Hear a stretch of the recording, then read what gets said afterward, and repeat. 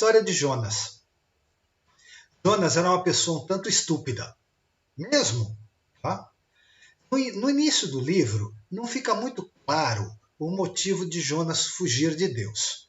Deus queria que Jonas fosse profeta e ele simplesmente fugiu. Tá?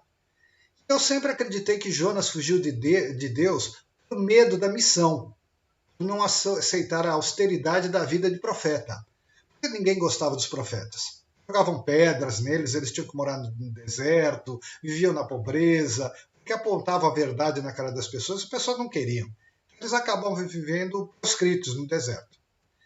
Mas aí, ao ler o livro de Jonas, a gente vê que o motivo foi bem outro. Não foi ele fugir das responsabilidades de profeta, não. O motivo foi outro, que nós vamos apresentar daqui a pouco. Tá? Bom, Deus pediu que Jonas advertisse a cidade de Nínive. A barbárie na cidade era tão grande que ele, Deus, diz: levanta-te, vai à grande cidade de Nínive e clama contra ela, porque a sua malícia subiu até a minha presença. Era uma coisa tão horrorosa que chegou até Deus. Aí Jonas foge e pega um barco. Aí o barco enfrenta uma tempestade, né? E os marinheiros apavorados tiram a sorte para ver quem é o culpado, quem é que estava causando aquilo. Tá? E o culpado, deu na sorte que eles tiraram, era Jonas, que estava dormindo no fundo do barco. Olha que loucura, no meio da tempestade, todo mundo apavorado, com medo de morrer, à beira do naufrágio, e ele dormia no fundo do barco. Aí foram lá chamar Jonas. Jonas se identificou como hebreu e disse que era ele a causa da tempestade. Ele estava fugindo de Deus. Aí os marinheiros rogam a Deus que não os castigue por atirá-lo no mar. Porque o próprio Jonas disse: olha, me joga no mar que o problema resolve. O problema de você resolve. Pode me jogar no mar. E aí os marinheiros, muito apavorados, com medo de morrer, disseram: ah, Senhor, nós te rogamos que não pereçamos por causa da alma deste homem, que não ponha sobre nós o sangue inocente, porque tu, Senhor, fizeste como te aprouve. E aí pegaram e jogaram ele no mar. Bom, foi então que Deus mandou um grande peixe para engolir Jonas. E o folclore chama de baleia, mas na Bíblia diz que é um grande peixe. Jonas, então, ele entra num profundo mergulho interior. Ele é, através de uma metáfora, né, ele é convidado a entrar dentro de si, porque ele não queria aceitar a missão de Deus. E ele entra num profundo mergulho interior, dentro da sua própria consciência em trevas. Ele fica 3 dias no ventre da baleia. Então, Deus manda o peixe vomitar Jonas na praia. Aí, bom, Jonas vai a Nínive e resolve cumprir o ordenado pela segunda vez. Aí ele resolve e vai. Aí ele passa 3 dias anunciando e ameaçando a cidade com a punição divina. Quer dizer, Deus vai mandar o fogo em vocês, vocês vão morrer todos. Esse tipo de coisa. Aí, aconteceu que o dirigente da cidade, surpreendentemente, resolveu escutar. Então toda a cidade, até os animais, entraram num programa enorme de contrição e penitência. Diz na Bíblia assim: os homens e os animais sejam cobertos de sacos, clamem fortemente a Deus e convertam-se, cada um do seu mau caminho e da violência que há nas suas mãos. Quem sabe se Deus se voltará a nós e se arrependerá e se apartará do furor da sua ira, de sorte que não pereçamos. Então, toda a cidade começou a entrar em penitência, se arrependendo, né, e querendo se corrigir. E Deus viu as obras deles, como se converteram do seu mau caminho. E Deus se arrependeu do mal que tinha anunciado que lhes faria e não o fez. Bom, até aí tudo bem.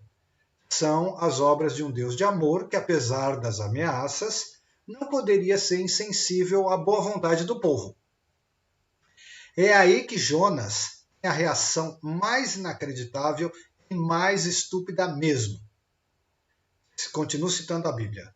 Mas isso desagradou extremamente a Jonas, e ele ficou irado. E orou ao Senhor e disse: Ah, Senhor, não foi esta a minha palavra, estando ainda na minha terra? Por isso é que eu me preveni, fugindo para Tarsis, pois sabia que és Deus compassivo e misericordioso, longânimo e grande em benignidade, e que te arrependes do mal. Quer dizer, ele ficou morrendo de raiva, porque Deus resolveu perdoar. Então, na verdade, quando ele não fugiu porque ele não queria ser profeta, não. Ele fugiu porque ele não queria que a cidade fosse perdoada. Foi por isso que ele fugiu. Ele achava que a cidade tinha que ser castigada mesmo. E quando Deus disse que não ia destruir a cidade, ele disse: Ah, é por isso que eu me preveni, fugi e tal. Então aí pronto, a gente fica sabendo que Jonas fugiu porque ele não admitia que a cidade fosse perdoada. Olha a condenação aí. Tá? Isso é muito semelhante a religiosos fanáticos que condenam o próximo. Tem que perceber que eles têm telhado de vidro. Falta espelho em casa. Então, Jonas tem desde o momento, do princípio, uma atitude moralista e condenatória. E aí Jonas, tomado de ira, sai da cidade e vai a extremos. Ele vai mais longe. Senhor, tira a minha vida, porque melhor me é morrer do que viver. Assistir o perdão da cidade. E disse o Senhor: fazes bem que seja assim, tomado de ira? Aí Jonas sai inconformado para fora dos portões da cidade porque queria ver a sua destruição. Aí ele sai fora da cidade. Fora da cidade, o sol estava muito forte, insuportável. E aí, Deus fez crescer uma boboreira, lá deve ser um arbusto, né? Cobrindo a cabeça de Jonas. E Jonas se alegrou em extremo com a boboreira. Ele achou o máximo aquilo.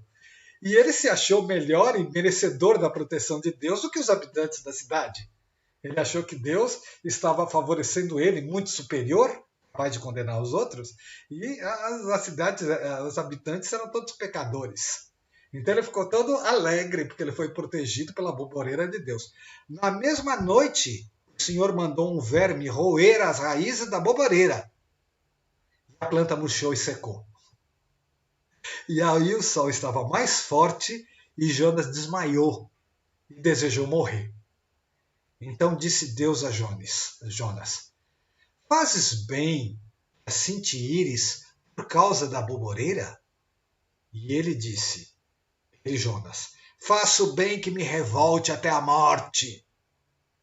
E disse o Senhor: tiveste tu compaixão da boboreira, na qual não trabalhaste, nem a fizeste crescer, e numa noite nasceu, e numa noite pereceu. E não hei eu de ter compaixão da grande cidade de Nínive, em que estão mais de 120.000 homens que não sabem discernir entre a sua mão direita e a sua mão esquerda, e também muitos animais? Para você é importante a boboreira, mas para mim eu tenho que condenar uma cidade inteira. Então, Jonas, apesar da sua estupidez, ele é ainda alvo do amor do Pai. Ele é filho de Deus. Deus quer resgatar a 100ª ovelha. E as 99 ovelhas de Nínive já estão garantidas. Já se arrependeram. Então, não é um Deus de castigo nessa história, mesmo tratando-se do Velho Testamento, que é um horror. Tá? Deus deseja elevar o nível de consciência de Jonas. E mostra a ele que ele é tão importante quanto qualquer habitante, qualquer animal de Nínive. Tá? Mas ele se achava superior. Aí a gente pergunta, bom, mas por que Deus escolheu uma pessoa tão estúpida? Por que não escolheu outro? Porque para Deus todos os filhos são importantes. Cada filho seu é sua expressão, é sua vida. Portanto, apesar de ser um profeta, a conversão de Jonas só se dá no finalzinho. Só é convertido no final.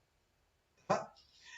Isso não faz dele um profeta menor, insignificante, porque as atitudes são de qualquer homem que vive na ignorância, no mundo material. Jonas é como nós. Esses personagens da Bíblia, somos nós. Nós somos Judas, nós somos Madalena, nós somos Jonas, nós somos José de Arimateia, nós somos nós. Né? Então, uma vez desperto na consciência, a percepção da vida é totalmente outra. Não pode mais ser comparado com qualquer estado de ignorância anterior. Quer dizer, uma vez esclarecido, uma vez iluminado, não interessa mais o passado. E não quer dizer que o passado dele seja pior do que qualquer outra pessoa. Tá? Então, por mais que a gente erre, a nossa conversa é com Deus. Tudo é entre nós e Deus, individualmente. Né? E Deus não fica de fora, mesmo de um indivíduo estúpido. Porque a vida dele é a vida do próprio Deus. É Deus se manifestando. E tudo que é preciso é que ele desperte do sonho de Adão e Eva, da dualidade, do bem e do mal e tudo mais. Né? E assim volte a ser o verdadeiro Filho de Deus. E assim o passado não importa mais. O tempo de Deus é o presente. Então é o que eu falei. Quando nós somos iluminados, o perdão divino está acima da lei do karma. Mas a gente precisa chegar lá. Não basta falar aqui, né? Não é assim. Tá? Então o tempo de Deus é o tempo presente. E aí, Isaías, eu termino com uma citação de Isaías. Ainda que os vossos pecados sejam como vermelho escarlate, eles se tornarão alvos como a neve. Ainda que sejam vermelhos como o carmesim, se tornarão brancos como a lã. Quer dizer, tudo será purificado. Tudo será purificado. Tudo será restaurado. Tudo será regenerado. Tá? Então, essa é a história de...